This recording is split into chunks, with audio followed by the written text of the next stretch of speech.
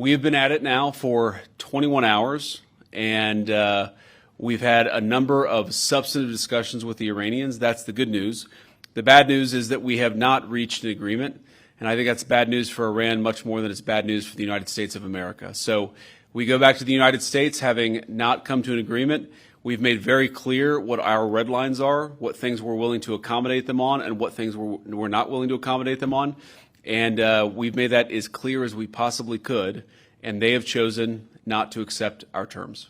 I won't go into all the details because I don't want to negotiate in public after we've negotiated for 21 hours in private.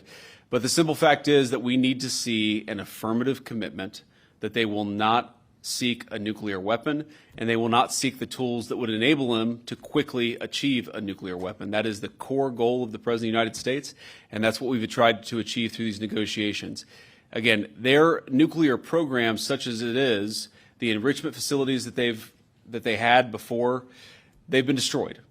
But the simple question is, do we see a fundamental commitment of will for the Iranians not to develop a nuclear weapon, not just now, not just 2 years from now, but for the long term? We haven't seen that yet. We hope that we will. We just could not get to a situation where the Iranians were willing to accept our terms. I think that we were quite flexible. We were quite accommodating. The president told us, you need to come here in good faith and make your best effort to get a deal.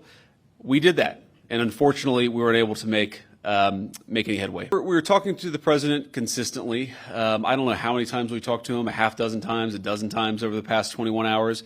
We obviously also talked to Admiral Cooper, to Pete, to Marco, to the entire national security team. We talked to Scott Besson a number of times. So look, we were constantly in communication with the team because we were negotiating in good faith.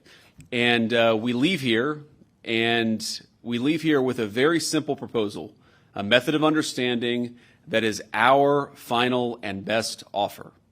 We'll see if the Iranians accept it.